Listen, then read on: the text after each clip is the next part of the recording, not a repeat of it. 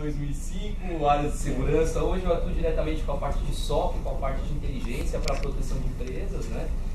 Tem aí os contatos, quem quiser trocar informação depois, né? Além, tem o, como o Pedro falou, a parte da nossa comunidade, e aí passa depois os contatos para fazer parte, aí quem tiver a oportunidade é legal, porque tem vários temas que são abordados, né?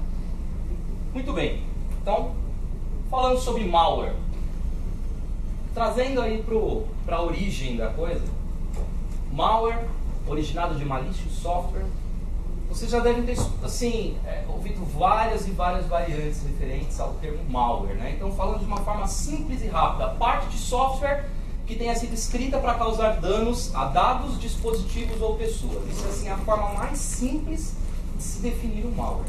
Então, você tem aí a questão dos programas que são desenvolvidos para sua utilização normal, e o malware ele é utilizado para quê? Para que ele faça dentro daquele programa, que tem a sua utilização normal, danos, vaze informações, propague informações, que você consiga manipular aquelas informações para ou danificar, ou atrapalhar com a questão de imagem da empresa, ou realizar vazamento de informações. Então existem as variantes em cima desse assunto. Você tem aqui uma série de termos, né, que são ligados à questão de malware, né? Desde o clássico vírus, né, que é muito conhecido, até os termos que passam a ser um pouco mais abordados, como hoje um cavalo de Troia, né, aquele programa que de forma inocente traz dentro das suas instruções, né, usando até o próprio conceito da palavra de cavalo de Troia, dentro do que você tem ali o recebimento de um determinado programa, embutido ali alguma coisa que vai levar a sua máquina a ser contaminada e exercer algumas funções.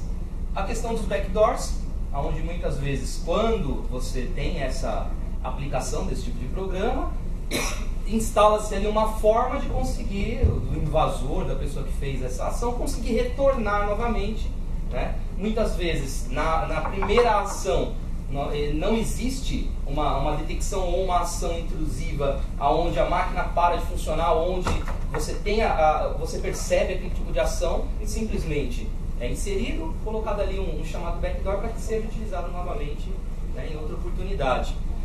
A questão dos spywares, dos worms, ransomware, eu vou dar uma geral em cima de todos esses itens, tá? Mas só falando sobre esses termos que são bem conhecidos aí dentro do próprio assunto. Tudo bem? Falando um pouco sobre números.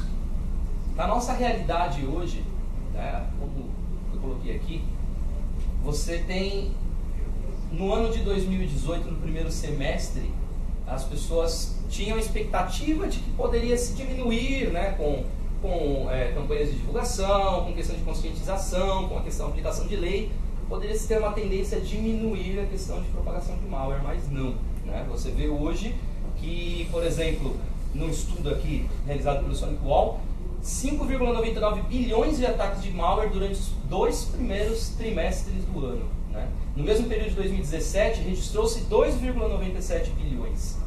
Ou seja, você tem aí a clara noção do crescimento, né, da propagação de malware dentro da utilização, né?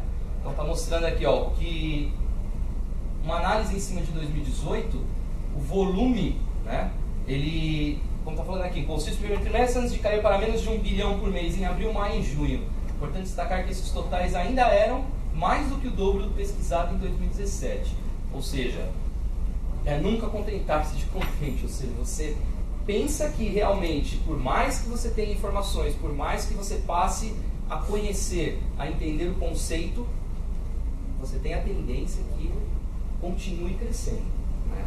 Hoje você tem aí mais e mais empresas, mais e mais pessoas utilizando não só o tradicional, o uso de uma máquina, de um laptop e um desktop, mas hoje em dia com muita propagação de mobile, com muita propagação de internet das coisas, né? Ao contrário do que se pensa, existem determinados tipos de ataques que ocorrem, por exemplo, em equipamentos que menos se imagina, por exemplo, equipamentos hospitalares. Você imagina, o cara está lá num hospital que está sendo controlado um equipamento via internet das coisas remotamente, e de repente a pessoa vai e faz ali, por uma falha, por uma vulnerabilidade desse tipo de equipamento, explora-se e faz a utilização de um equipamento, por exemplo, de âmbito hospitalar, né? Isso mais fora do Brasil, onde a maioria dos controles são realizados remotamente. O médico está lá no consultório, ele tem as condições de conseguir visualizar desse prontuário e visualizar diretamente o comportamento do paciente.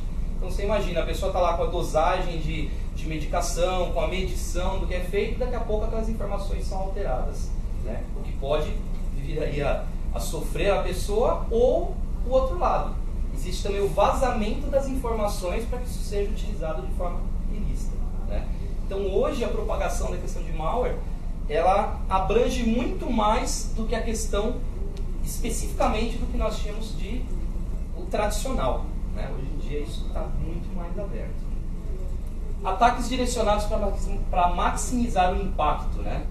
Hoje em dia junta-se a questão da inteligência do ataque mais a questão, por exemplo, de uso de designer para que a pessoa que recebe aquele tipo de informação ela perceba, vamos dizer assim, de forma mínima que o que ela está recebendo, a informação, o software, o próprio site que ela está utilizando, que ele é ilícito, né? Hoje existem determinados tipos de ataques com designer envolvido que a pessoa acaba não percebendo que ela é levada a uma URL ilícita ou ela passa a utilizar um software ilícito e ela passa, assim, são detalhes mínimos, né?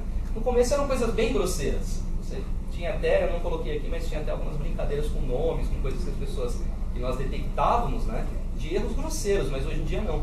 Hoje em dia você tem essa questão de design muito bem trabalhada, né? E existem aí disponíveis, nós já detectamos na parte de Threat Intelligence, disponíveis, por exemplo, plataformas para serem utilizadas para ataque. Por exemplo, da mesma forma que você tem uma plataforma web hoje que você faz a hospedagem de alguma coisa, que você utiliza para compartilhar trabalho, existe hoje também, aí dentro da parte de Dark Web, existe também disponibilidade onde você vai lá e aluga a utilização de uma plataforma para um determinado tipo de ataque, para uma propagação de algum tipo de vírus, né, para a parte de malware. Então, assim, a inovação nesse sentido é muito grande, né? E aí, o que nós vamos ver depois com a questão da lei é até onde eu tenho sim a ver com isso, até onde a minha empresa ou eu como pessoa física sou afetado ou até onde eu consigo buscar os meus direitos, as minhas ações em cima disso, né, que é o tema que nós vamos ver depois. Falando de algumas coisas um pouco mais novas, né? Está muito em alta a questão de criptomoedas, a questão de utilização aí de criptomoedas, e aí também inovando na questão do quesito de malware, temos aqui a parte de cryptojacking, ou seja, a parte de mineração de moedas tornou-se, né, no boom aí, tornou-se uma coisa muito, muito rentável. Aí parou e pensou, bom, existe a parte de mineração de moedas, mas a questão de máquinas que tem aí uma certa ociosidade, mais a possibilidade de um malware, de eu implantar ali um backdoor, alguma coisa para que eu volte e utilize aquela máquina como zumbi, aquela máquina como uma máquina disponível para que o seu processamento possa ser utilizado. Uniu-se tudo e criou-se um termo que é o cryptojacking, que é a questão de utilizar-se da máquina para explorar, para minerar a parte de criptomoedas, né, sem que a pessoa saiba. Então, por exemplo, eu atuando aí com a questão de SOC, né, eu atuo hoje diretamente com a parte de SOC. Existem alguns casos que nós já chegamos a pegar dentro de instituições, onde você monta regras para fazer a visualização, né, dos logs, e você acaba pegando dentro de máquinas internas, movimentações laterais de máquinas internas, onde você tem dispositivos de mineração de moeda, onde a pessoa nem percebia. Tá? Então isso aqui é uma coisa muito comum acontecendo hoje em dia. Tá? De repente você pode estar com a sua máquina fornecendo processamento, além do vazamento das suas informações, fornecendo processamento e sem perceber. Né? São ações muito sutis. Tá? Determinados tipos de ataque hoje em dia, eles não são ataques de forma brutal. Tem algumas classificações. Existem ataques que são feitos de forma brutal para inibir trabalho, para interromper trabalho, esse tipo de coisa.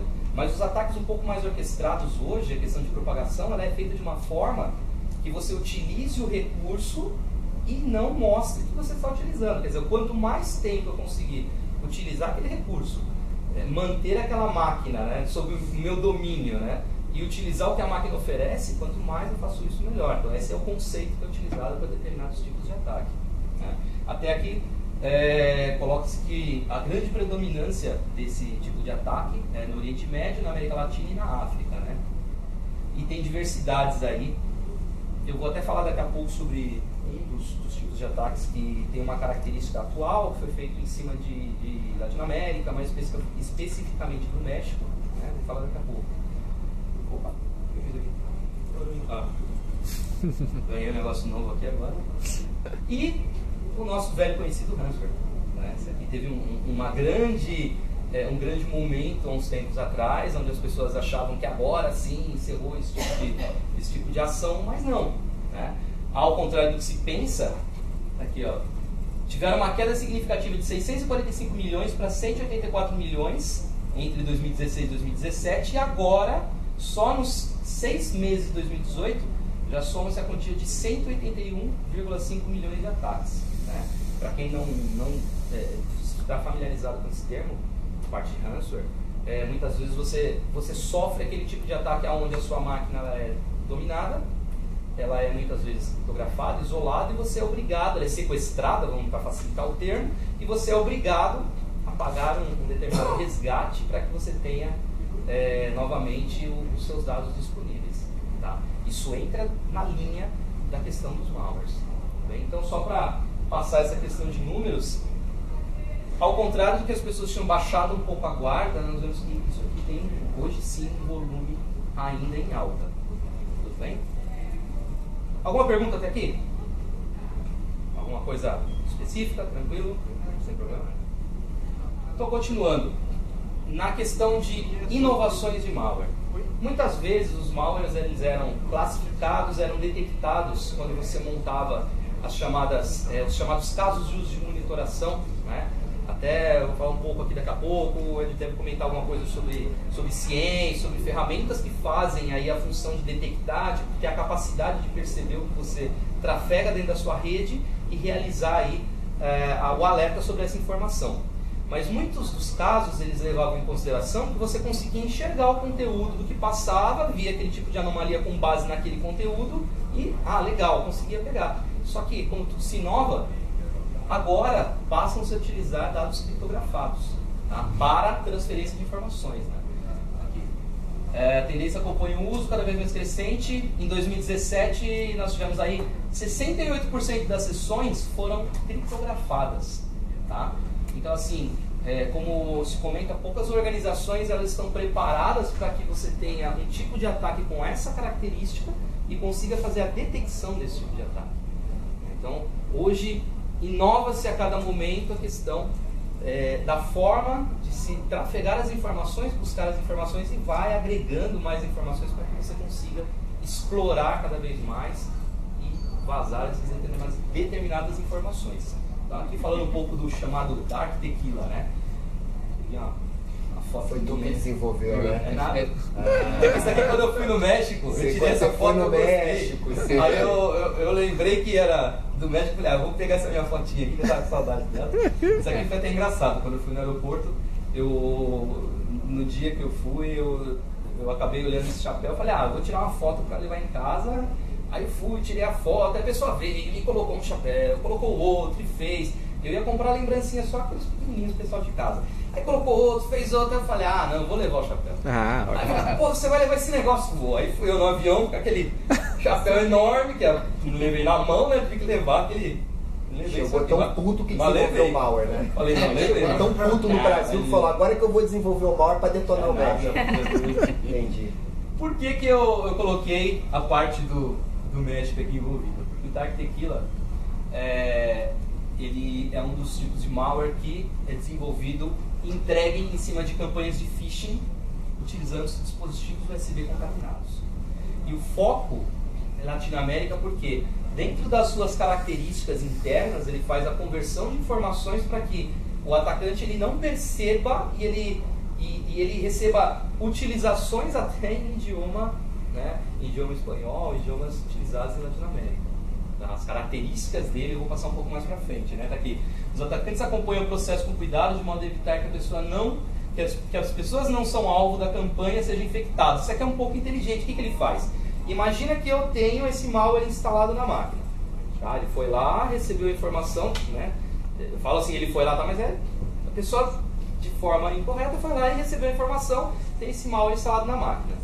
Aí o próprio malware ele detecta que existe a execução de algum outro tipo de malware, o que ele faz? Ou aquela campanha de phishing que ele vai utilizar, aquela campanha que ele vai usar para fazer a propagação, ele percebe que a pessoa ela não tem as características, para evitar que ele seja detectado, ele faz a desinstalação desse malware dentro da máquina, para que a pessoa não perceba, né? Se ela não tem a característica daquele tipo de utilização, de campanha, ele faz a desinstalação. Então, assim, ao nível que nós estamos, a questão de inteligência aplicada aos malwares, né? Esse malware, só para comentar passo a passo, ele trabalha aí com 6 módulos desenvolvidos para que a ação aconteça. O primeiro módulo é o chamado módulo de comunicação, tá? Nós chamamos de command control. O que ele faz? Ele verifica a conexão de rede, se está sendo executada, valida certificados, ou seja, o primeiro estágio que ele faz, ele verifica se tem conectividade, faz conectividade com sites externos conhecidos. Por que ele faz isso? Porque muitas vezes quando você monta uma regra de detecção, você percebe que o malware ele faz comunicação com IPs maliciosos. Então, quando você tem um CIEM sendo executado, a primeira coisa que ele vai fazer, tem uma comunicação dessa máquina com um IP um IP malicioso, um IP de reputação ruim. Então, o que ele faz aqui para fazer a verificação? Ele usa sites populares para que a pessoa não perceba, para que a estrutura de CIEM, a estrutura de monitoração não perceba que a comunicação está sendo feita. Então, a primeira fase de comunicação passou. O segundo módulo que ele utiliza se o serviço detectar qualquer tipo de atividade suspeita no ambiente, como o fato de estar em execução em uma máquina virtual, ou se as ferramentas de depuração estiverem em execução em segundo plano, ele executará esse módulo para executar uma limpeza completa do sistema, removendo o serviço de persistência, bem como qualquer arquivo criado anteriormente. Ou seja, ele tira todas as referências que ele tem dentro do ambiente para que ele não seja detectado. Então, assim, o primeiro módulo, ele testa a comunicação. Viu que tem comunicação externa, ou seja, eu vou conseguir vazar a informação. Segundo módulo, ele vai, verifica. Está sendo executado numa máquina virtual? Sim. Peraí, se é uma máquina virtual, existe uma alta possibilidade de eu ser detectado, do meu comportamento ser detectado, de eu ser isolado e depois, posteriormente, explorado. Então, o que ele faz? Percebe esse comportamento, vai, limpa e sai de fininha para ninguém perceber que ele estava ali. Tá? No terceiro módulo, uma vez que ele tem comunicação, viu que não é uma máquina virtual, o que ele passa a fazer? Ele passa a mapear as credenciais. Aqui, projetado para roubar credenciais de uma longa lista de sites bancários online, como sistemas genéricos de reserva de voo, Microsoft Office 365, Lotus Notes e outros. Ou seja, estou instalado, tenho comunicação, não tem perigo de ninguém me ver, então ele começa a mapear teclado, começa a mapear possibilidade de clique via imagens, começa a mapear a questão de contas conhecidas para pegar as informações e utilizar as informações. Tá? Esse seria o terceiro módulo. No quarto módulo, aí sim, ele trabalha com clientes de e-mail, serviços de transferência e navegadores. Ou seja, ele vai evoluindo dentro das informações que serão coletadas. Tá? O quinto módulo, ele faz uma cópia, né, para que ele possa se propagar. Então, copia um arquivo executável para unidade removível para ser executado automaticamente. Isso permite que o malware se mova offline pela rede da vítima, mesmo quando apenas uma delas foi inicialmente comprometida. Por que essa característica é importante? Porque quando ele faz a propagação através de USB, ele já fez, se instalou, configurou, está pronto para fazer a propagação, aí ele passa a contaminar os dispositivos para que isso seja levado e utilizado. Tá? E por último, a questão do seu próprio funcionamento. Ou seja, eu passei esses módulos, essas informações para que vocês tenham uma ideia, que é só uma parte interna, né, de como funciona. E aqui, uma característica de como ele seria detectado, onde pode ver aqui, ó, o action dele já traz aqui as informações em espanhol. Ou seja, ele é uma mutação para que seja utilizado de uma forma imperceptível, é uma extensão disso entre fronteiras para ser utilizado, e isso aqui provocou sérios danos aí, foi detectado há pouco tempo, mas já provocou sérios danos. Tá? E só rapidamente, esse outro botnet, ele explora vulnerabilidades em roteadores de link Brasil, tá? Esse aqui é nosso. O que acontece? Só esse mês nós tivemos 134 vezes, utilizando 119 endereços diferentes. Né? Então a equipe de Threat Intelligence detectou esse comportamento, propagou, passou as informações, e isso é uma informação real. O que ele faz? Ele faz execução remota de comandos, né? Através desses tipos de equipamento. Uma vez o dispositivo infectado, se conecta ao painel de controle do atacante e recebe comandos. Ou seja, isso aqui está sendo aplicado em dispositivos brasileiros. Então, assim, como proteger desse tipo de situação? Aqui é o que nós chamamos de IOCs, né? Uma vez que você tem uma detecção, uma vez que você tem informação, nós que criamos a contenção disso, utilizamos estas informações dentro do CIEM, dentro das ferramentas de segurança, para fazer aí a proteção. Né? Então, como é que as empresas hoje elas passam a se proteger, a se preparar, a ficar precavidas dessa situação? Muitas empresas optam pela utilização do que nós chamamos de SOC, né? Security Operations Centers. Ou seja, os SOCs eles fazem serviços de monitoração em 3 níveis. Né? Então, eu estou falando aqui muito genericamente, né? sem nenhum tipo de especificação, mas o primeiro nível, a detecção de anomalia, a triagem dos seus eventos, ou seja, você tem uma ferramenta configurada para que ela faça a detecção daquele determinado malware, daquela situação. Sobe para uma equipe de N1 que pega aquela informação, visualiza se é um falso positivo ou não, faz a publicação da informação. Uma equipe de segundo nível vai e faz a análise e a contenção dessa informação. Isso nós estamos falando em âmbito corporativo. Tá? Caso isso não seja possível, passe sempre para um R1, para um terceiro nível, onde o profissional um pouco mais, ele vai ser centrado a analisar aquela situação, medir o que aconteceu e a partir daí realizar a contenção, as melhores práticas e esse ciclo volta a se utilizar. Tudo bem? Tipo que eu falo aqui, é ferida que dói no sente nesse caso. Bom, não importa o tipo de solução que você tem hoje, não importa a solução que você utilize, né? Eu coloquei vários sabores aqui de soluções. O que importa é aplicar a questão de inteligência, passar a ficar sempre alerta, detectar comportamentos, estar sempre ligado ao que tem de novo, ao que acontece hoje no mercado. Existem alguns pop-ups de informações, né? Depois, se quiser, eu tenho até algumas informações para você receber informações sempre online de novas vulnerabilidades, de tudo que é divulgado. É muito importante a participação de comunidades que troquem informações, que te mantenham informado do que acontece, né, sempre de novo. E aí, está sempre prevenido. Tudo bem? Perguntas aí? Diga. É possível usar isso aí para o bem?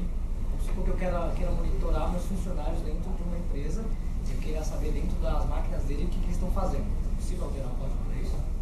Menino mal. Assistiu, eu sou lenda do 2020. Você vai alterar o vírus para fazer o bem. Aí assim, você pode utilizar a questão tanto de programação como a sua infraestrutura para o lado do bem.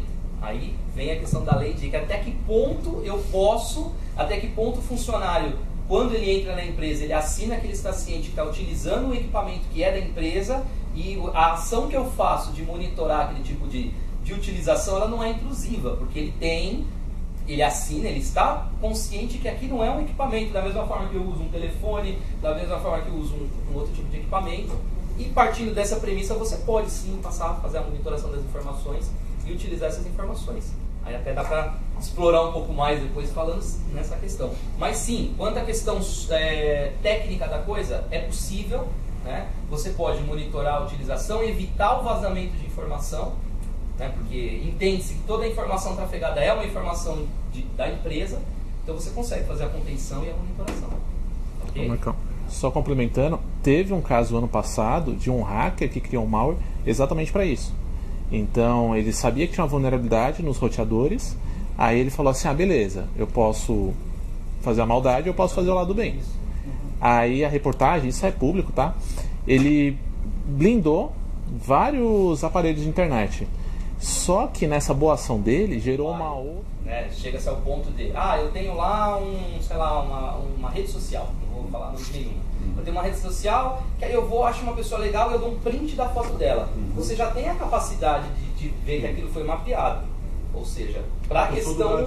Sim. Então, eu falei uma coisa muito simples lá. Gente, tá bom, tá todo mundo protegendo, mas tem pontos de toque do funcionário com as informações.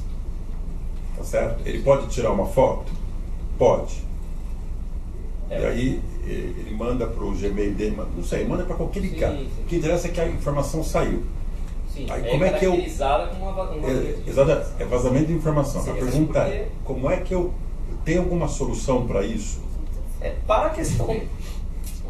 Tem algumas soluções, pelo menos tem o open source, que tem como você meio que analisar a imagem através das fotos, cores, meio que os pixels, e criar scripts.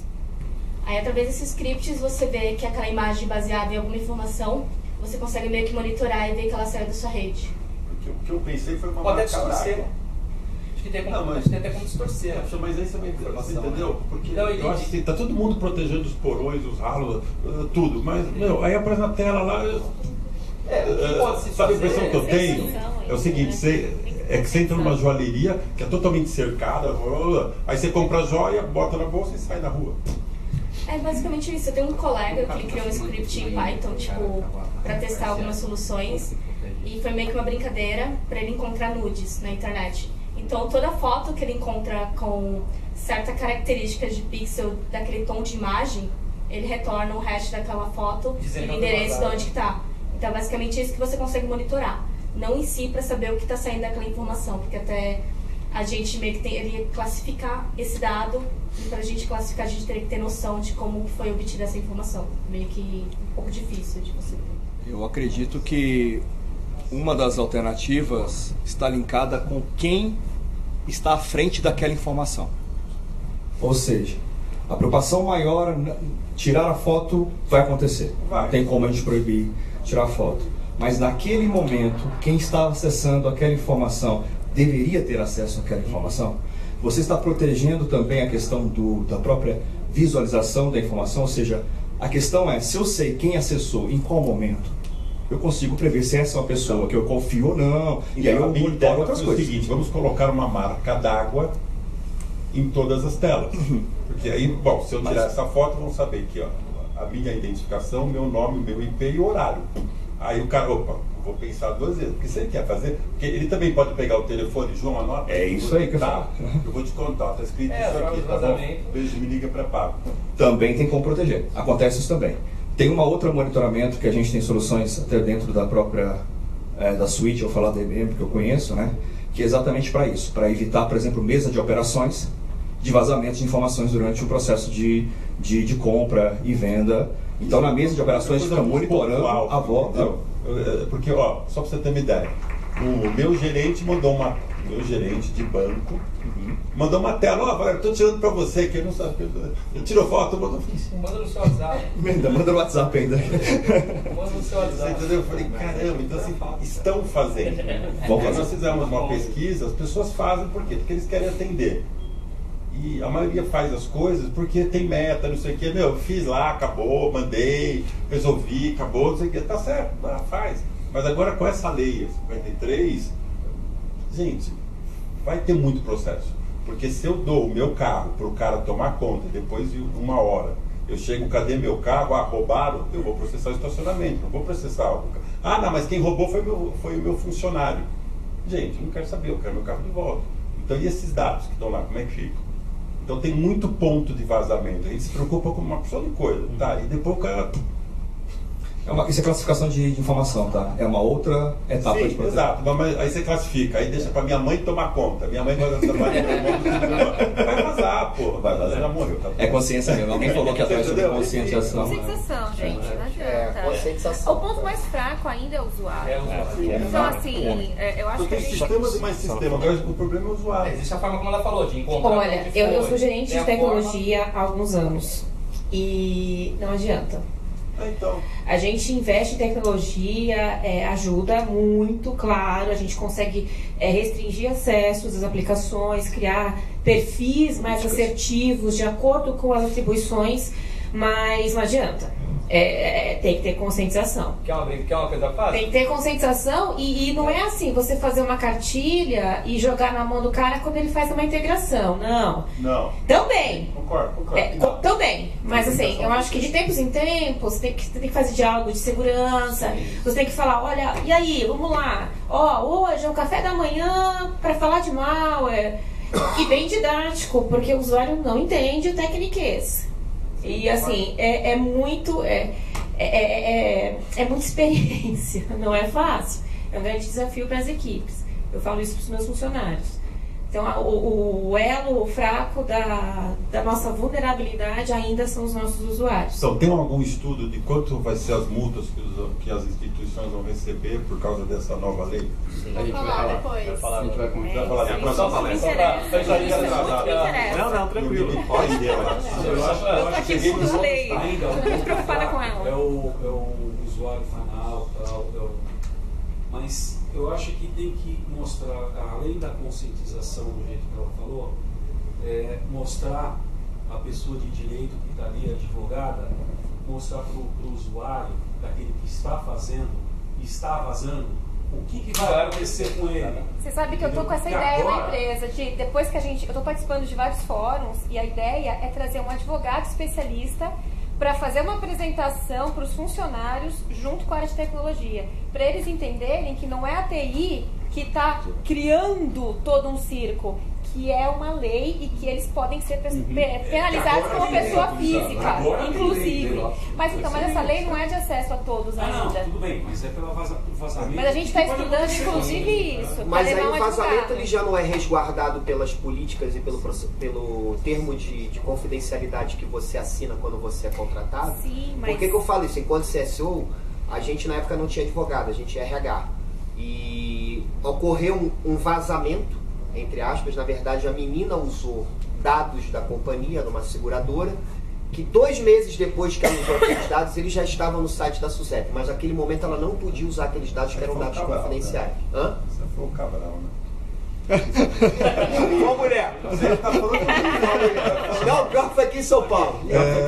E cara, e a menina, e é por incrível que pareça, ela foi demitida por justa causa, porque ela tinha assinado um termo dizendo que ela não podia, e aquilo passou a servir na palestra de conscientização que eu dava todo ano, e era aquele naipe, abria Gmail, mostrava spam, e eu falava a linguagem da galera, e falava assim, gente, a porra do Itaú, na época tinha um token, era um token físico, eu falava assim, me explica vocês aqui na sala, como é que você vai clicar numa porcaria de um link e vai atualizar o token que está aqui. Então, eu tentava jogar a conscientização de forma...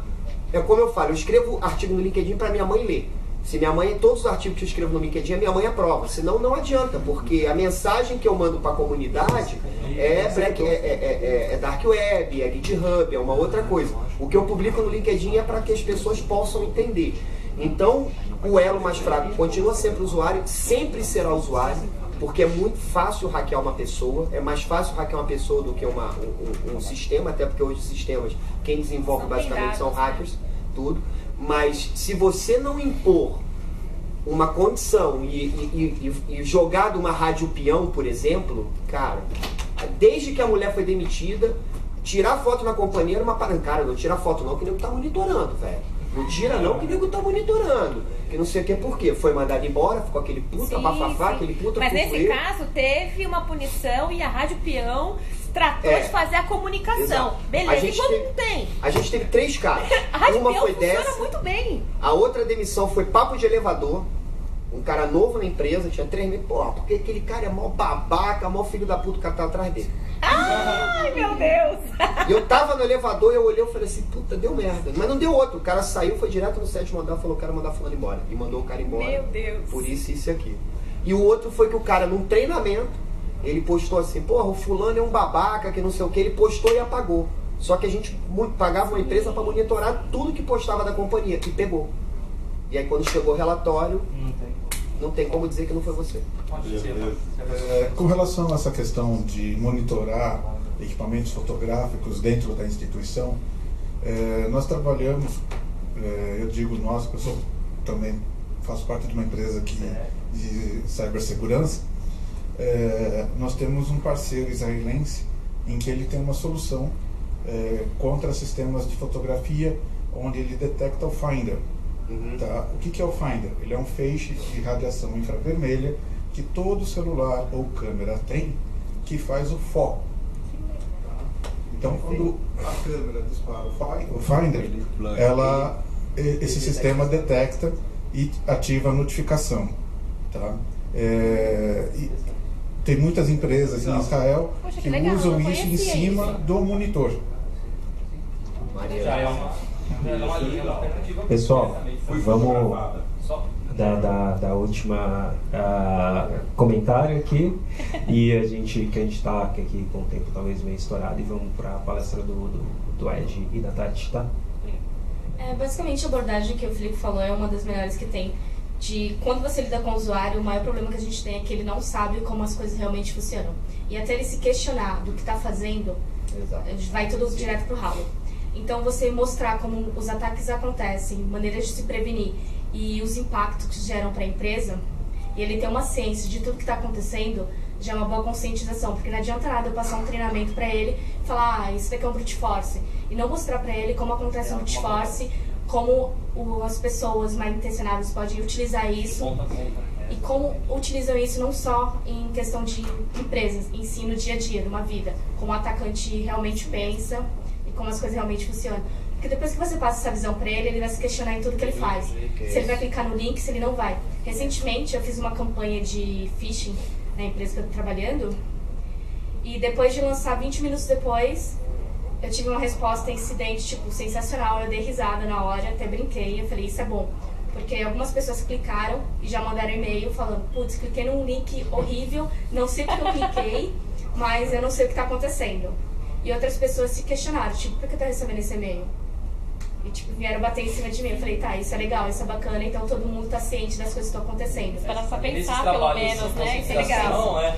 Já peguei vários casos, né, que tem um serviço de conscientização e, assim, é uma coisa, a pessoa, assim, às vezes, né, de certas áreas internas da empresa que fala, não, eu não clico naquilo, clica 4, 5, 6 vezes, preenche. Teve um que mandou 145, sem querer, né? Ia ganhar um sorteio. Compartilhei na internet, mas foi sem querer. Ele mandou 145 vezes, depois a gente foi mostrar, falou assim, aí que funcionou, né? O cara mandou 140, ele mesmo ficou lá replicando, por quê? Porque ele achou que ia ganhar o acesso pro show e ele mandou. É porque muitas empresas, elas não investem na questão de treinamento, porque geram custo e energia. Mas só de você explicar para um funcionário leigo como as coisas realmente acontecem e mostrar como eles podem fazer tais checagens do ato ou do que está acontecendo, você, além de estar treinando uma pessoa para a sua empresa, você treina ela para o dia a dia. Porque se vazar alguma informação, ele vai saber lidar com aquilo. Então é mais uma resposta a incidente. Pessoal, então, muito obrigado aí. Só uma coisa, uma brincadeira assim, né? Vai na tua drogaria preferida, né? Algum lugar ali e tal, próximo, ou na recepção, ou geralmente de algum lugar que você vai, dá uma olhadinha de lado, sempre tem uma etiquetinha lá, né? Nova senha, a senha do acesso e tal. É verdade. Embaixo do teclado. Hospital. Sala de triagem. Sala de triagem, tá lá. Faz o dado na sala de triagem. Uma coisa que eu acho fantástica na IBM é que quando você deixa o computador desbloqueado, eu não sei porque eu trabalhei lá há muitos anos, você deixa desbloqueado e vai tomar um café, quem passar ali manda um e-mail, eu sou um babaca, eu sou não sei o quê. E as pessoas têm um medo danado, e eu acho isso fantástico. Sabe que todos os lugares que eu passei depois de lá, já faz tempo que eu passei pela IBM, eu levo isso comigo. E isso é uma cultura, legal, não, você vê. É muito bom, mas é engraçado. É uma cultura boa, porque o usuário não vai entender o porquê tem que bloquear o computador. Não, mas, então, a gente faz uma conscientização, só que assim, a pessoa esquece, caramba, não sei, Ó, esqueci mesmo. Depois eu te mostro aqui, o que fazem na minha empresa hoje em dia quando você deixa a máquina. Mas você vê que é saudável, assim, ninguém faz nada, é mais assim, é pra conscientizar, não é pra vazar informação do cara, nem nada. É um caso mais sério. Pessoal, bacana, então. Obrigado, pessoal. Uma salva de palmas aí pro Marco. Vamos agora entrar e destrinchar um pouquinho da lei com o Ed e com a Tati. Tá, bom, eu sou o Ed, mas hoje trabalho na... Acho que dá pra falar. Vocês estão me ouvindo? Sim. Tá. Então hoje eu trabalho na DXC, passei pela IBM, como o Pedro apresentou lá. Estou estou há 30 anos aí nessa área de TI, 25 anos em segurança da informação, né? Então passei ali desde o Technicase, estou hoje mais na parte do GRC, né, o que a gente chama de GRC, que é mais a parte de compliance, né? Então mais voltado ali para a parte normativa, né, como definir estratégias de segurança para as empresas. E eu vou falar aqui um pouco para vocês hoje a parte mais técnica do GPDR, então olhar assim, o que isso tem a ver, né, como as empresas podem pegar, e a Tati vai entrar na parte mais ali legal, né, da lei, como fazer. Então quero compartilhar assim, todo mundo fala, puxa, a minha empresa tem que ter conformidade com GPDR, né, com com LGBT. Eu faço isso toda vez. A gente entendeu. Mas o que isso tem a ver, né? Primeiro, o GPDR é uma lei europeia e eu tenho que cumprir. Se você está fazendo um negócio com um cidadão europeu, sim. O que a lei brasileira diz? Olha, você está fazendo negócio com algum cidadão no Brasil, não importa a nacionalidade dele, você tem que cumprir a lei. Né? Então tem muito essa questão, puxa, agora minha empresa vai ter que fazer isso, eu vou ter que me certificar em tudo isso, eu vou ter que treinar todo mundo. Sim, você vai ter um desafio grande. E o desafio grande, né, é que você vai ter que ter cada vez mais visibilidade, né, daquilo que você está controlando, os dados que você está coletando.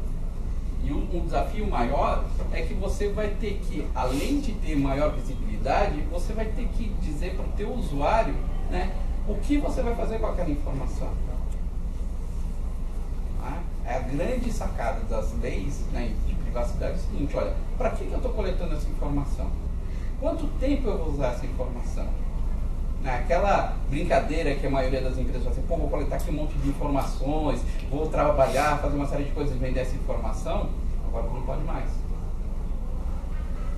Então até a gente brinca, pô, eu chego lá na CETIGN, eu vou comprar um CDzinho ali com toda a parte de CPF, eu vou alimentar aqui uma base de dados, será que eu posso fazer isso?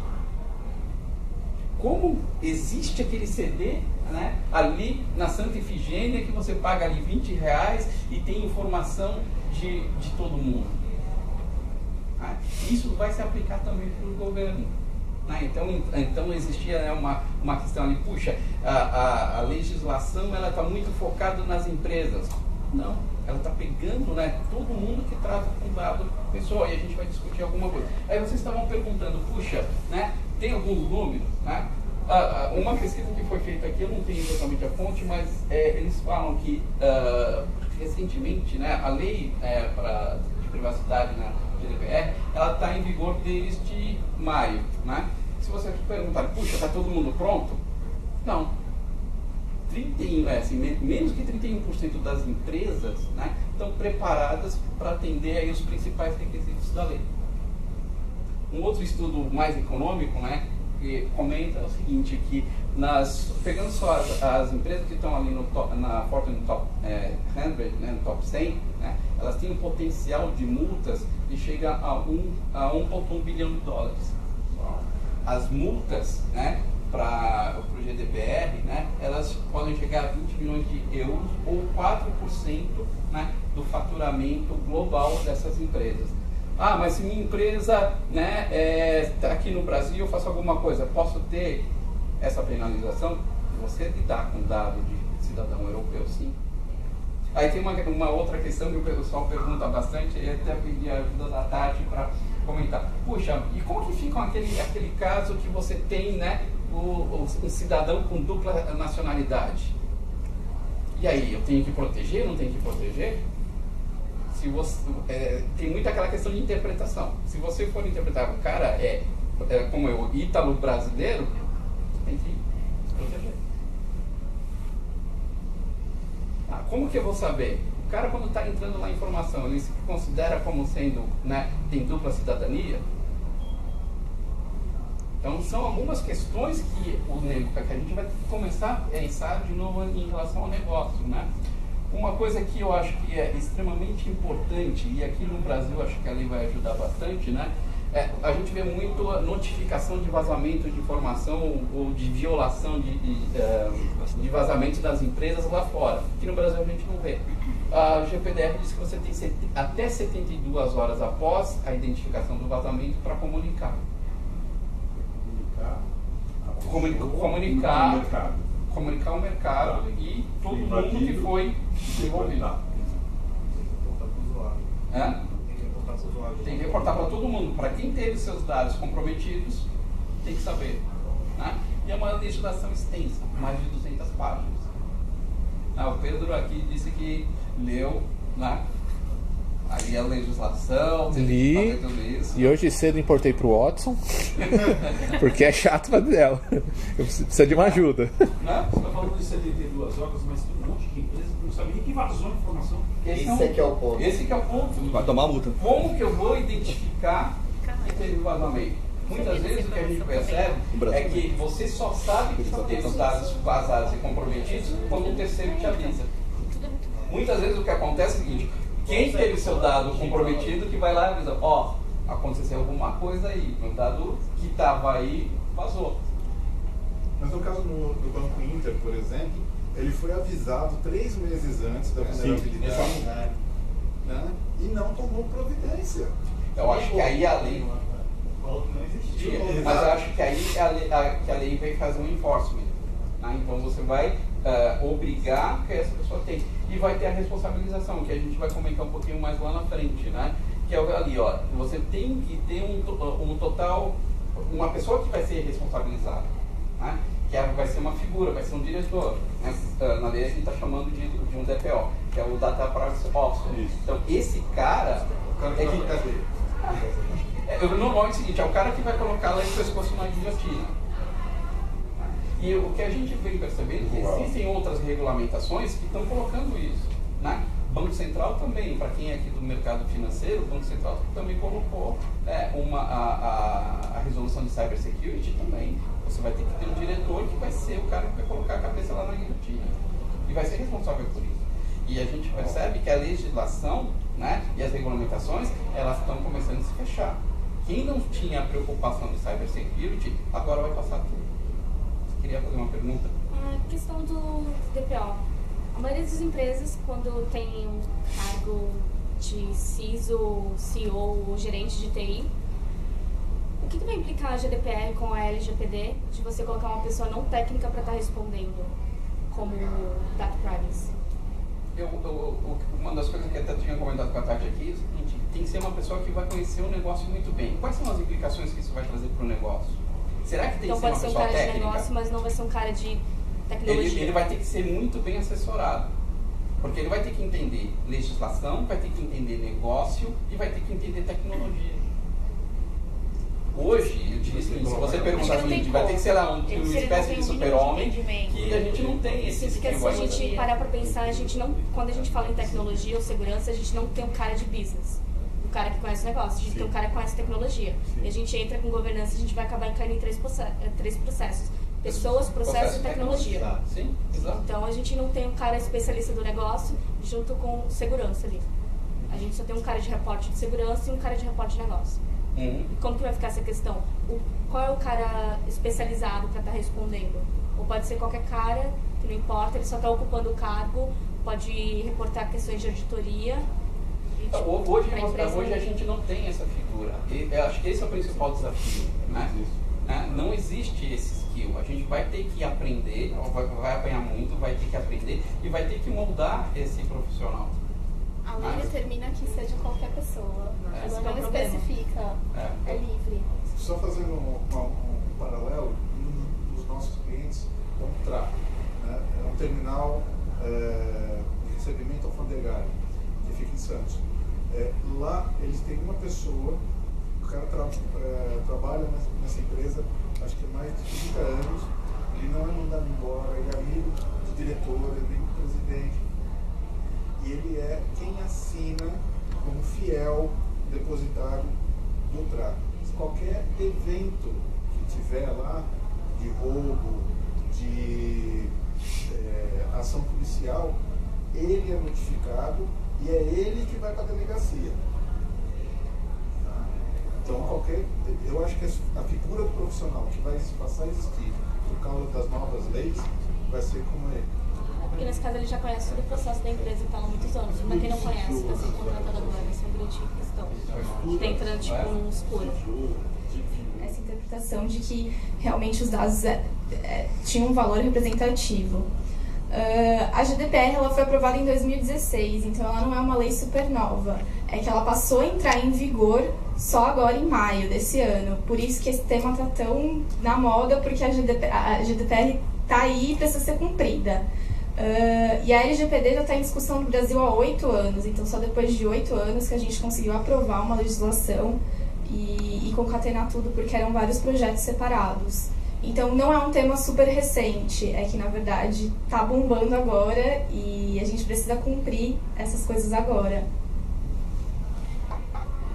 Tanto o Brasil quanto a União Europeia já tinham algumas legislações esparsas para falar de privacidade. Então aqui no Brasil a gente tinha o Marco Civil da Internet, tinha a Lei Carolina Dickmann, enfim, a gente tem diversas leis, tem a Lei de Proteção ao Crédito, várias legislações esparsas, mas nenhuma que unia todos os pontos e falava os princípios, os fundamentos, você não tinha um norte. A mesma coisa na União Europeia, mas lá era um pouco mais sofisticado, então as empresas já seguiam bons parâmetros, diferente daqui do Brasil, que ainda é muito esparçado e as legislações eram bem fracas. A União Europeia ela tem uma característica de exportar a legislação, assim, então os países realmente olham para lá e se inspiram. Por isso que a LGPD é tão parecida com a GDPR, é o que eles chamam de efeito bilhar. Uma vez que a União Europeia lança uma legislação, os outros países estão de olho para tentar copiar e importar um pouco esse know-how. O Brasil tem muito interesse em participar da OCDE, que é uma organização econômica, e para isso ele precisava adotar uma lei de proteção de dados. E por fim a gente teve alguns escândalos que aconteceram, principalmente no Facebook, que trouxe à tona para a sociedade o quão exposto a gente é. Eu estava assistindo uns vídeos e inclusive tinha um comentário muito interessante. Algumas pessoas que não são da área, eu por exemplo, não se importava muito com privacidade. Você pensa, não tenho nada para esconder, então eu não preciso me preocupar. E aí a pessoa propunha, falou, então ok, você não se preocupa com privacidade, você acha que não é importante. Me passa todas as suas senhas, e-mail, banco, e eu vou olhar tudo. Já que você acha que você não tem nada para esconder, privacidade não é importante, faça isso. E ele falou, ninguém fez isso. Porque você acha que você não se importa, mas sim, você se importa, você se sente exposto. Então, realmente, esse é um assunto importante e todo mundo precisa, sim, ser protegido. E agora, quem são, né? Como são essas legislações? Um ponto importante que o Ed falou um pouco é da territorialidade das normas. Então, se você faz tratamento de dados no Brasil, independente se você tem uma empresa aqui ou não, você precisa cumprir a LGPD. A mesma coisa com a GDPR. Se você faz tratamento de dados de algum usuário da União Europeia, você precisa cumprir também a GDPR. Então, sai um pouco de um âmbito local e é um âmbito mais globalizado. Realmente, quase todos os países vão ter que cumprir essas legislações. Uma dúvida. A lei europeia fala sobre o cidadão. Não importa onde o dado esteja, tem que ser respeitado. A lei brasileira fala sobre o local, os dados estando no Brasil, ou os cidadãos brasileiros também? O tratamento do dado. O tratamento do dado é feito no Brasil. Pode ser um cidadão brasileiro ou não. Geralmente é de um cidadão brasileiro. E aí você tem que cumprir, entendeu? Então é muito mais voltado à territorialidade do tratamento em si, tá? E aí a lei classifica também um pouco sobre os dados. Então, dados pessoais. É basicamente todo dado que você gera como pessoa. Então, seja do Apple Watch, seja coisas do banco, enfim, dados pessoais. Dados sensíveis, são dados que podem te expor. Então, questões relacionadas a gênero, raça, opção sexual, isso são considerados dados sensíveis. Eles são um pouco mais protegidos pela lei. Dados anonimizados. Quando você consegue anonimizar um dado, você cria um mecanismo de que de nenhuma maneira você consiga relacionar o dado à pessoa, você fica livre de cumprir a legislação. Então, se você consegue anonimizar um dado, você está tranquilo para realizar aquele tratamento, você não precisa seguir todos os procedimentos. A questão, e isso vai ser uma das polêmicas, é o quão forte é essa anonimização. Você garante que realmente está anonimizado ou não? E isso o direito não vai responder, justamente a tecnologia. E dados manifestamente públicos. Então, uma vez que você publica um dado seu, você está autorizando o tratamento. Então, coisas que você posta no Facebook, você tornou aquilo manifestamente público. Então, é diferente a relação. O Marcos pôs isso no LinkedIn dele. Então, eu vou lá com o robô e pego aquela informação. É público ou não? Sim, ele tornou público, é público. E o fato de usar um robô e quebrar o primeiro do no capture, é público ou não? Não, porque aí a pessoa não tornou público. Você foi lá e quebrou uma barreira, entendeu? Mas será que se, por exemplo, ele tornou público para esse fórum, se alguém mandar, por exemplo, para outra pessoa que não está nesse fórum, ela não deixa de ter essa classificação? Então, por exemplo, essa minha apresentação aqui é pública no momento, ok? A não ser que eu fale, pessoal, vocês não estão autorizados a fotografar, a divulgar. Então eu já estou ressaltando que eu não quero publicar isso, entendeu? Pode. Não tenho só. Eu fiz nenhuma ressalva. Então. É basicamente desde quando você classifique qual sensível é aquela informação que você vai determinar se ela é anônima ou não. A questão da anonimização, se diz. Ah, tá, ok. Mas não tem uma questão que você tem que homologar, que você está sendo ciente que aquilo, não sei, você não tem um notice, que é a primeira, você tem que dar um ok, que aquelas informações vão estar ali, eles vão ter que tratar, você não tem um ok anterior a divulgar suas informações? Conscientização, informação dizendo para mim como cliente final, dizendo o seguinte, olha, ok, a sua informação está sendo utilizada para tal fim, você está de acordo. É que isso é outra coisa. É outra coisa. A gente vai chegar lá. Ela está falando só onde ainda. Aqui é a classificação de dados que a lei traz, tá? Então ela faz essa segregação. Qual que é o principal enfoque da lei? É o empoderamento do titular dos dados. Então, pela primeira vez, a legislação quer trazer o que deveria ser a realidade. Quem é o dono daquilo é o cidadão, o dado é meu. Então, assim, eu que tenho que estar na tomada de decisão. Porque antes isso era feito de forma aleatória, assim. Você vai lá, entra num site e pronto, estão tratando seus dados, você queira ou não. Quantas vezes você já tentou sair de um mailing e não consegue, simplesmente? Então, realmente é um problema. O SPC se enquadra nessa categoria?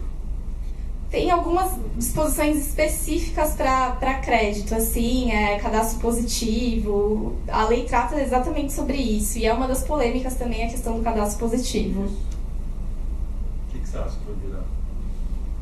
Olha, sinceramente, do cadastro positivo, tal como a da autoridade, assim, é um mistério. Mas eu tinha uma súmula já no STJ dizendo que se o uso do dado é para análise de crédito ou alguma geração de score, eu não preciso ter autorização. Eu preciso depois explicitar qual foi a origem do dado.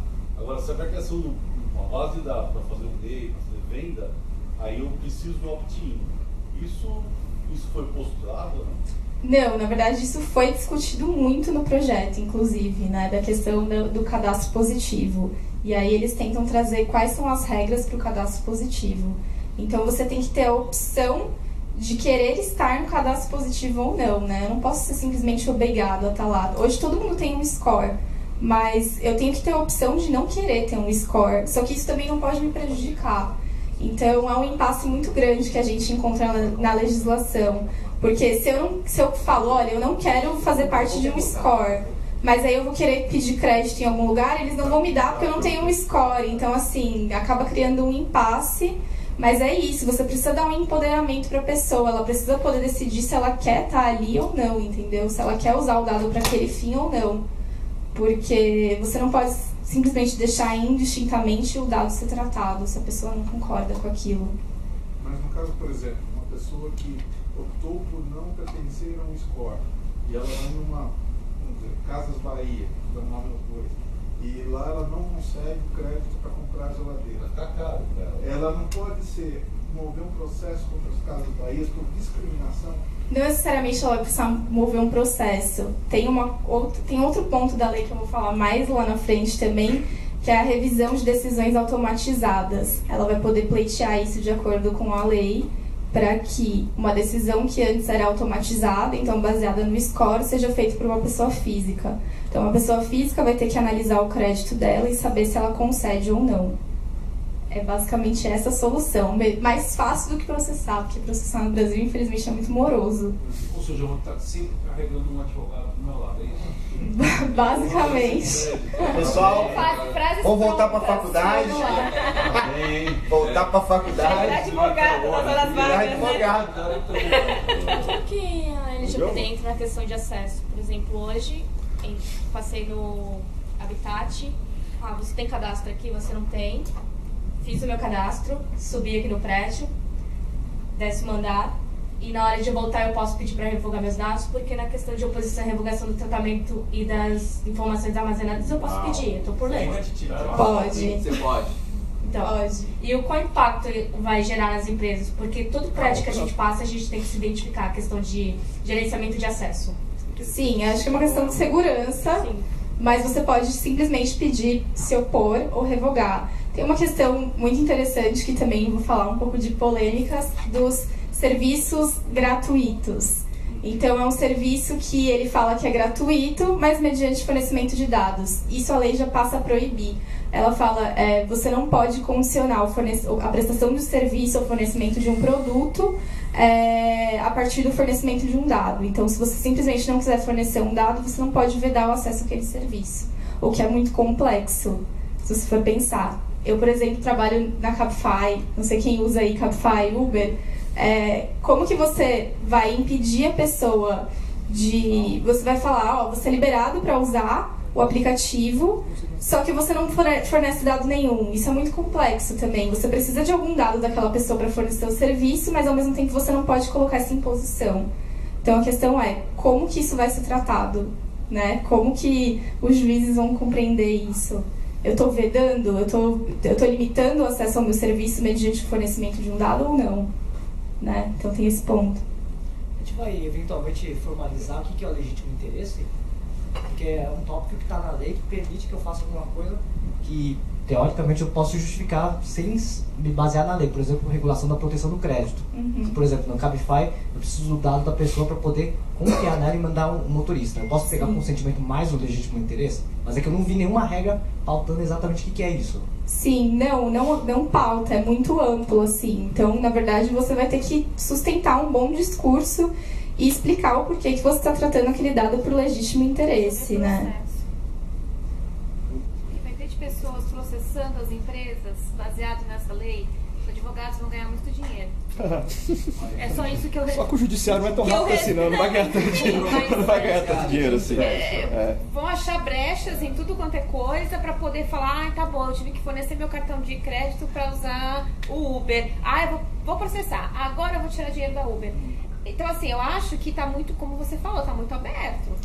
Eu acho que, assim, na verdade vai ter duas linhas, né? Tem a questão do cidadão processando a empresa e da Agência Nacional de Proteção de Dados, que é um outro ponto também. Então, isso vai caminhar separado. Então, a agência vai ter muito mais um viés de fiscalizar, entender o que você está fazendo, se é ilícito, se é abusivo. E o cidadão, ele vai ter mais uma prerrogativa de processar se ele for lesado. Porque se você processar uma empresa sem acontecer uma lesão, de fato, você não vai ganhar, entendeu? Então, você vai ter que provar que você foi lesado. Então, isso vai afastar um pouco, tá? Esse ponto. Peraí, se tem uma pessoa ali, pode falar. Eu vou fazer uma pergunta como leigo. Eu não sou advogado, pouco me interessa esse assunto. Na verdade, eu gosto porque isso daí mexe no meu dia a dia. Assim como as pessoas confiam em mim quando vêm falar de escovação de bit ou alguma coisa técnica, eu prefiro confiar em quem tem conhecimento sobre a causa. Você, na sua visão, vamos pegar essa nova lei que vai entrar em vigor aqui no Brasil. Ela é plena? A pergunta é plena, eu digo assim, você acha que ela vai ter alguma função real para a nossa sociedade sem gerar toda que aqui, só aqui já tem essas dúvidas todas, tá? Porque eu vejo as pessoas que criam essas leis, elas pouco se importam em conversar com alguém da área técnica para saber o que é um dado, o que é uma informação, como classificar, como não classificar. Para vocês que são advogados, que têm conhecimento da causa, vocês veem isso sendo... Ou a gente vai ficar dependendo do que eu acabei de comentar aqui. Pô, como é que vai ser? A primeira decisão é que vai ser o precedente das demais. Vai ser assim, a não ser que vá para o STJ ou STF e o cara fala, não, muda agora, meu entendimento é outro. Isso tem alguma aplicabilidade na nossa vida real? Porque já tem várias dúvidas. Eu não estou vendo nenhuma aplicabilidade real disso. Para vocês, isso tem aplicabilidade? Ou é só aquele negócio, não, vamos entrar aqui que eu quero fazer parte do mundinho seleto de todo mundo que tem essas leis no mundo? Na verdade, assim, ela traz um ônus para as empresas e um bônus para as pessoas físicas, para os cidadãos. É o que eu falei. Ela prevê assegurar um direito que é fundamental e que antes era, assim, você tratava o dado de quem você queria, não tinha nenhuma consequência. Mas aí tá, é um direito ou é um dever? A privacidade é um direito ou é um dever? Exato. Para mim é um dever. Para a empresa é um dever, para você enquanto cidadão é um direito. Não, para o cidadão também é um dever. Você manter a sua privacidade, a sua intimidade, é um dever seu. Não é só um direito, é um dever seu. As pessoas hoje em dia, a gente entra num papo filosófico. Eu acho que essas leis só vão ter realmente aplicabilidade para daqui a 2 gerações. A geração que está atualmente, estão nem aí, desculpa o termo, em francês, eles estão cagando. Eles se colocam, se expõem muito fácil no Facebook, no Instagram e tudo mais. Isso daí é para ser, a gente tem que considerar a privacidade como um dever ou como um direito. Porque aí eu estou vendo que é um direito do cidadão. Na verdade, o cidadão está sendo visto também como um dever dele cuidar disso. Quando você fala de um direito fundamental, é um direito sem um ônus, assim. Então, a privacidade, a vida íntima, é um direito sem um ônus. Direitos fundamentais não tem que ter um ônus para o cidadão. Então, é puramente um direito. Direito à vida. Desculpa, mas é fundamental porque isso está na Constituição. Exato, está na Constituição. A privacidade está na Constituição. Sim. Sim. Tem que questionar. E assim, só complementando. Mas qual é a definição de privacidade que era na Constituição? Desculpa eu entrar nesse papo. Não tem. O assunto é muito amplo. Se a gente for seguir pelo artigo, ponto do governo, sabe? Essa é a questão. A gente, tecnologia, tem uma obrigação até março do ano que vem. Só que assim, jogar bomba, pra falar um palavrão aqui no nosso trabalho. Tipo assim, beleza, lá. Você quer do sistema? Resolve. Vem essa lei, fala sobre privacidade. O que é tá muito vago, porque o governo não tem ciência do que. Desculpa, Não, só complementando, assim, nenhuma lei é perfeita, tá? Tanto que a gente tem o Brasil é um dos maiores litigantes, assim. Então, nenhuma lei é perfeita, mas essa lei é boa e, inclusive, muitas empresas enviaram uma manifestação pedindo para que ela fosse aprovada logo, entendeu? Então, assim, tem muita empresa que concorda e adere aos termos da lei. Então, ela vai trazer benefícios, sim, mas ela também vai trazer ônus, natural, tá? Pessoal, só pela Tati continuar, aí a gente faz a pergunta no final, pode ser? Só pra gente não perder aqui o nosso time. Esse assunto é tão... motivador. Né? Então, assim, as principais coisas que a lei quer trazer é consentimento, finalidade, uso mínimo e transparência. Então, o consentimento, ele precisa ser mais expresso, não basta só um checkbox, talvez. Né? Você precisa realmente comprovar que a pessoa consentiu. O checkbox é realmente algo muito frágil, se você for analisar. Finalidade, você precisa especificar a finalidade do tratamento. Não basta falar, eu vou tratar seus dados. Tá, você vai tratar meus dados pra quê? Como? Você vai passar pra quê, entendeu? Qual é a finalidade? Especifique isso pra mim, entendeu? Eu preciso saber o que você está fazendo com algo que é meu, que me pertence. Uso mínimo é uma diretriz para que as empresas não abusem do tratamento de dados. Então, você vai fazer o tratamento o mínimo necessário para a sua atividade. Se é algo que ultrapassa, que é desnecessário, você não vai tratar.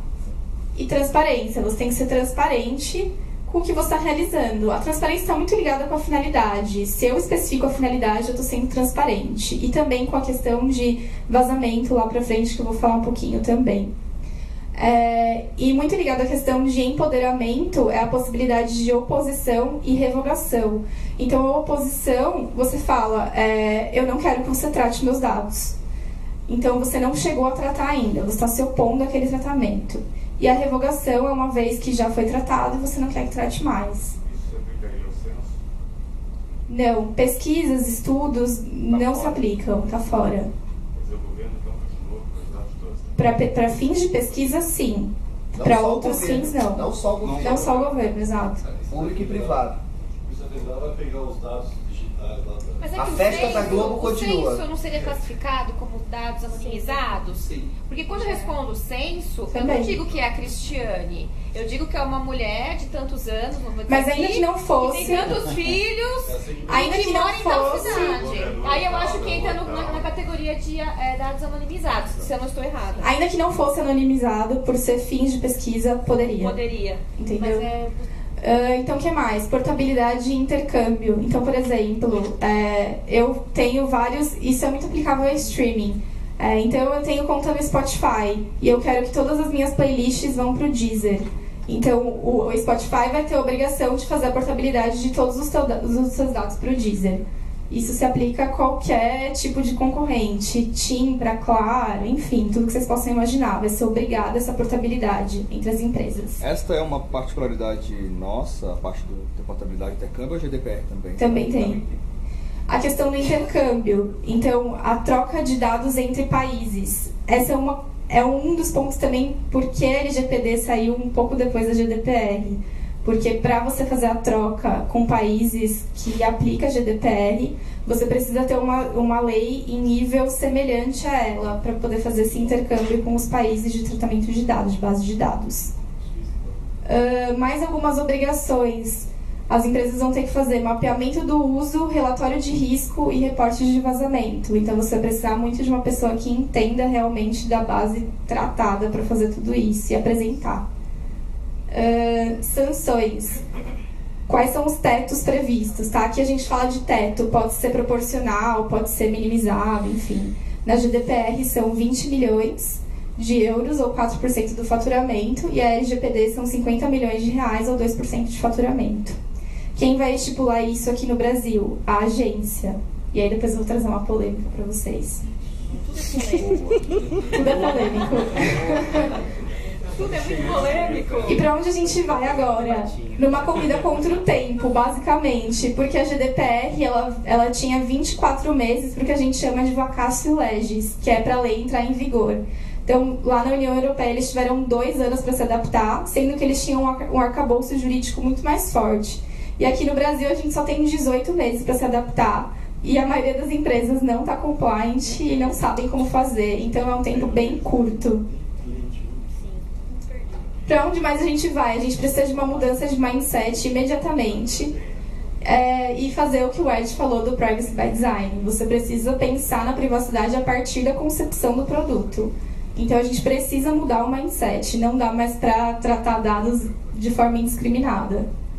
E a gente vai precisar adicionar esse braço de proteção de dados no compliance e na governança corporativa. Isso vai ser muito forte nas empresas agora. Realmente necessário. E aí agora as polêmicas. Melhor parte. Pode falar, Alex. A gente está falando das empresas, startups, fintechs, bancos, todas as leis de Bacen e etc. Mas a gente está esquecendo que um dos maiores detentores de dados atualmente é o nosso governo. Como o nosso governo vai cuidar disso? Porque tem muitos vazamentos de informações que são públicas, informações privadas. A gente pode dar um exemplo muito escancarado, que é o SUS da vida. Sim, e isso era pra ali, ó. É a última polêmica, a melhor. E isso que a questão é que quando o cidadão nasce, ele já nasce provendo um dado para o Estado. E o Estado não tem o cuidado e não tem uma legislação que deveria seguir para o meu primeiro parágrafo do artigo da Constituição Federal. E basicamente ninguém segue, né? Mas enfim. E como que o governo vai lidar com isso? Porque ele não estipulou um órgão. Quem vai gerenciar? Que nem a gente fala do PCI, a gente tem um órgão que vai tratar isso, auditores, que você vai ter que cumprir, regulamentações, etc. Todas as empresas, SOX e tudo, mas o governo não estipulou. Então, basicamente, quando a gente fala da LGPD, a gente já deveria estar aplicando nas empresas, mas a gente não tem um guia, não sabe como. A gente vai meio que se comparar às empresas e leis atuais que a gente tem, meio que fazer um match e meio deduzir, vou aplicar isso ou aquilo. Só que o governo, tipo, tá impondo para as empresas, mas não tá se colocando. Não, vamos lá, vou falar disso nas polêmicas. Vou pedir para você esperar o peso dessa pessoa. Empresas, startups, fintechs, empresas pequenas provavelmente vão nomear qualquer pessoa só para cumprir. E a pessoa não vai saber o que ela está fazendo, e isso vai respingar na empresa depois, porque essa pessoa, na verdade, mais do que ter conhecimento técnico, ela precisa realmente ser um guardião. Ela precisa entender questões de tecnologia, de direito, de responsabilidade, de compliance, governança. Ela precisa ser o guardião de tudo aquilo. Ela precisa conversar com todo mundo para entender quais são as fragilidades e resolvê-las. A revisão de decisões automatizadas. No caso de proteção ao crédito, isso é muito bom, porque você resolve um pouco aquele impasse, mas em outros casos, como por exemplo, Uber e Cabify, é um problema. Porque, por exemplo, como acontece o encontro entre motorista e passageiro? É um sistema que escolhe aleatoriamente. De repente alguém vai falar assim, então, essa é uma decisão automatizada, eu não gostei desse motorista, eu quero que uma pessoa física vá lá e reveja essa decisão. Acabou a operação, basicamente. Se eu tiver que alocar uma pessoa só para fazer isso, não dá, entendeu? Então, como vai ser aplicada a revisão das decisões automatizadas? A gente esperava que esse fosse um artigo que fosse vetado pelo Temer quando ele sancionou a lei. Não foi. Então, esse artigo, provavelmente, para as novas tecnologias, possa criar uma barreira se os consumidores forem um pouquinho espertos. O que a gente sabe que no Brasil eles são muito. Direito ao esquecimento. Muita gente fala de direito ao esquecimento no Brasil, mas não existe, tá? A União Europeia, na GDPR, ela nomeia a questão de revogação dos dados como direito ao esquecimento, ela trata de uma forma mais séria. Mas aqui no Brasil a gente não tem. A gente tem algumas decisões que falam de direito ao esquecimento, mas não tem nada concreto, tá? O que a gente tem é realmente fazer a exclusão dos dados, mas o direito ao esquecimento está muito mais ligado, e aí os meninos podem me ajudar, a excluir de sites de busca, por exemplo. Então, não necessariamente aquele dado é do site de busca, é de um outro provedor. Mas aí eu não tenho como cumprir o direito ao esquecimento, porque isso não está em previsão legal. Então, é bem complexo, e aqui no Brasil a gente não tem nada nesse sentido. Exato. Você envolve N empresas nesse ponto de direito ao esquecimento, né? Então, enfim, isso não existe aqui. A Agência Nacional de Proteção de Dados foi o principal ponto que foi vetado pelo Temer, mas não porque ele não quer que ela exista, mas porque tinha um vício na forma como ela foi feita. Por quê? Porque a Agência Nacional de Proteção de Dados ela traz um custo para o governo. Qualquer legislação que traga um custo para o Poder Executivo só pode ser criada pelo presidente. Então, essa determinação deveria ter sido criada pelo Temer. Então, ele vetou, porque tinha um vício legislativo, mas ele provavelmente vai sanar isso. Qual que é a dúvida? Ele vai fazer da mesma forma que estava lá no projeto de lei, ou ele vai fazer diferente? Então, tá na mão dele agora. Na mão do Michel Temer, medo de como isso vai ser resolvido. Ele vai jogar com o Gilmar Mendes. Ou até mesmo nem vai estar na mão dele, vai estar na mão do próximo presidente. A gente está em ano eleitoral. Quem é o próximo presidente? Bolsonaro. Não, exato, Bolsonaro, Marina, Ciro, não sei. Então, assim, tá na mão do presidente resolver sobre a agência. E a agência é quem resolve todos os problemas que você falou, porque é ela que vai pautar como vai ser o jogo, entendeu? Basicamente, ela que vai pedir todos os relatórios, mapeamento de risco, ela que vai fiscalizar. Só que aí a gente tem outros problemas. Não bastasse isso, a agência é financiada pelas multas que ela aplica. Será que ela vai pesar a mão? Provavelmente, entendeu? Então ela pode arrecadar muito dinheiro, multar muitas empresas, porque ela vai se financiar com aquilo. Então tem esse ponto também da agência. E a forma como ela é feita, a agência ela é ligada ao Ministério da Justiça, mas ela é uma entidade única. O quão seguro isso é, o quão confiável, quão compliant isso é, será que essa agência não deveria ser multi-stakeholder? Então vários órgãos juntos que criam a agência. Esse é um ponto que seria muito importante que fosse realmente mudado na medida provisória. Provavelmente vai ser editada pelo Temer ou Bolsonaro, enfim. Auditoria pelo poder público. Isso é muito, muito, muito, muito, muito prejudicial, porque permite que a agência audite todas as empresas. Então, basicamente, eles vão ter acesso a tudo, todos os tratamentos de dados de todas as empresas. O que eles vão auditar, como eles vão usar isso? Isso é um absurdo. O poder público poder auditar plenamente o setor privado. Isso é super perigoso. E esse foi um ponto que passou e que, dependendo de como a agência for criada, vai ser usado de uma forma ruim pelo governo. E o escândalo Cérebro é um só dos exemplos de vários vazamentos de dados pelo poder público. Então, o poder público realmente é a entidade que mais coleta e mais trata dados no Brasil. Essa lei se aplica a eles, sim, mas não tem previsão de multa para o poder público. Não fica claro como vai ser aplicada a multa para o poder público. E a gente vê realmente que vai ter uma desproporcionalidade muito grande entre o público e o privado, né? Então, assim, ok, o governo tem que seguir a LGPD, só que, ao mesmo tempo, se ele vazar alguma coisa, o que vai acontecer com ele? Nada, basicamente. Então, tem uma desproporcionalidade muito grande. E aí, se você une ao ponto de que a NPD é um órgão sozinho, nada vai acontecer. Se ele for um órgão multi-stakeholder, provavelmente vai ter uma movimentação mais forte. Mas se ele for alguém sozinho, um único órgão ligado ao Ministério da Justiça, nada vai acontecer com o governo. Então, o escândalo Cérebro mostra muito isso. E o Cérebro, eu não sei se todo mundo sabe do que aconteceu com o Cérebro. Não, sim. A Cérebro é uma entidade que tem acesso aos dados do governo. Então, por exemplo, o Denatran. E ela pode fazer a checagem dos dados e vender esse tipo de serviço. Então, por exemplo, Uber e Cabify usam os serviços prestados pelo Cérebro para verificar se o motorista está dando, sei lá, o CPF, ele realmente é aquela pessoa. Então, é uma checagem de dados, ok. Só que saiu recentemente que, na verdade, o Cérebro estaria vendendo essa base de dados. E aí, isso é ilícito, entendeu? Vender base de dados. Então, essa é a questão. E o que está acontecendo com o Cérebro? Nada. Saiu um escândalo e ok. Então, é esse o ponto. E, por fim, a última e melhor polêmica. Qual que é a solução para a privacidade? É o direito, é a LGPD e a GDPR que vão trazer isso? Ou é a tecnologia, o Privacy by Design? Né? Então, acho que ficou o questionamento e aí acabou o meu tempo já. E se vocês quiserem fazer alguma pergunta... Pelo menos tá precisando fazer outro. Vai ter mais, vai ter mais. Faremos mais.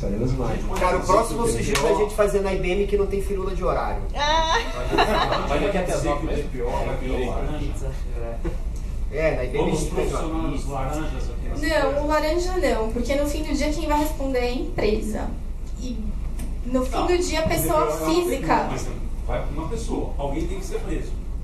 No fim do dia, a pessoa física, quem responde é o representante legal da empresa. O DPO é só o guardião, assim. Só que provavelmente, se ele fizer alguma besteira, a empresa vai contra ele depois, entendeu? Você me gerou danos, você foi irresponsável, vai demitir por justa causa. Mas no fim do dia, a ponta fraca mesmo para responder criminalmente é o representante legal da empresa. Essa lei vai ter uma certa influência em outros códigos, né? O código do RJE e por aí vai acabar criando mudanças também no comportamento das empresas. No comportamento principalmente, código de conduta, com certeza, sim, com certeza. Então acho que tem muita coisa a evoluir ainda, não dá para dizer que não vai funcionar. Com relação à questão de, por exemplo, quando a gente vai na farmácia e fornece CPF, agora acabou esse negócio, né? Então, não acabou. É um tratamento de dados da mesma forma. Então, a farmácia também vai cumprir a LGPD. Mas... Você quer desconto, você me dá seu CPF, eu te dou desconto. Eu não te dou o CPF, eu não vou dar desconto. Mas aí você não está vetando o acesso ao produto ou serviço. Tá? Você está condicionando a um benefício. O que é questionável também, mas você não está proibindo, então você não está... Mas aí é remédios os mais simples, mas se você pegar uma receita presa, você tem que... Polêmica nova. Gente, vai rolar muitos processos, estou falando. Advogados vão ganhar muito dinheiro. Você não pega uma que vai trabalhar muito. Sim, não, perfeito. Mas questões de uso para saúde, assim, também entram fora, é outro âmbito, tá? Então, hospitais, prontuários, é diferente. Eu posso só falar uma polêmica que eu acho que é bem legal para a área de segurança, quem trabalha ainda com cyber. A gente está falando de vazamento de dados, informações, tudo bem. Agora a gente não pecou na pequena questão. Vulnerabilidades e ataques em geral. Vou dar um exemplo simples. Hoje em dia todo mundo tem um smartphone e a gente tem muitas informações. Se é descoberto uma vulnerabilidade no meu celular, se é operacional que é mantido pela Samsung e dispositivo, a Samsung vai se responsabilizar por vazamento dessas informações? Depende, então vamos lá. A Samsung vai ter que fazer o mapeamento de risco e o relatório de vazamento, certo? Porque ela vai se responsabilizar em partes. Depende. Será que ela mapeou esse risco? Ela informou esse risco? Se sim, ok. Ela não vai ser responsabilizada porque ela anteveu aquilo. Agora, se não, provavelmente sim ela seja responsabilizada, mas não criminalmente. Não, criminalmente em si ela não vai ser responsabilizada. Não. Mas na questão de 0D, então ela vai ser Exato. responsável. Aí a questão de tipo, mas uma indenização porque vazou meus dados, eu volto para aquele ponto. Você foi lesado? Você consegue provar que você foi lesado? Aí, ok, se você realmente demonstrar, olha, vazou minha senha do banco por causa dessa falha na Samsung, não estava no mapeamento de risco dela, eu tive esse prejuízo financeiro. Pode processar, tipo, tranquilamente, vai dar certo. Então a gente já pode rever a faculdade de segurança e de direito aí, porque vai ser os próximos anos. As pessoas de tecnologia serão advogados nas horas vagas. Com especialização em direito. A gente vai ser advogado. Você trabalhar com direito depois das coisas. Não, vai ser curso de 8 anos, vai. Bem difícil, bem complexo. Mais perguntas? Eu preciso me preocupar com a inversão do ônus da prova, porque a lei prevê isso. Se por um acaso eu vazei o dado e eu falei que não fui eu, e o cara falar, não, vazou sim, eu vou ter que correr atrás. Precisa. Inclusive, a parte de responsabilização da LGPD, ela é muito parecida com o Código de Defesa de Consumidor. Isso é até assustador, assim. Quando foi sancionada, eles ainda tentaram focar que não tinha relação, não é uma relação de consumo, a LGPD se aplica a qualquer tipo de relação. Mas a questão da responsabilidade é muito parecida e a inversão do ônus da prova também. Você aplica a mesma lógica, porque a pessoa que é dona do dado, ela não tem conhecimento do seu sistema de segurança. Como que ela vai comprovar que a culpa foi sua? Então, na verdade, você vai ter que tomar esse papel de demonstrar que, na verdade, a culpa não foi sua, não foi você que vazou, você não está errado, entendeu? A minha preocupação é com a responsabilidade solidária. Se eu vendi um dado para uma empresa que assinou um contrato que vai fazer tudo certinho, de repente ela vaza o dado, eu sou obrigado a pagar. Sim. E eu vou ter a gente vai ter que fiscalizar os nossos fornecedores. Sim. É muita questão de, tipo, as políticas são equivalentes, as políticas de segurança são equivalentes. Então eu vou fazer isso. Então, ok, eu posso trocar com esse cara, mas mais, você vai ter que informar e ter o consentimento expresso de que a pessoa está ciente que você vai fazer aquilo, entendeu? Mas mesmo ele assinando um termo, ou sendo cláusula contratual, eu ainda assim sou responsável. Ainda assim sou responsável. Então a gente, de qualquer forma, vai de novo. Problema para a empresa. Muitos negócios podem vir a parar no ano que vem. Quando chegar lá e falar, essa empresa eu não posso mais trabalhar com ela, eu tenho um risco muito alto para trabalhar com ela, mas é uma análise de risco. É toda a questão, falar análise. Por mais que tenha contratual, respaldo, enfim, eles assinaram que eles não vazariam, eu tenho esse não para mostrar que está respaldado, mas ainda assim eu sou penalizada. Então, assim, não adianta de nada. Entre aspas. Faça a carta back-to-back com ele. É que assim, quando você fala de responsabilidade solidária,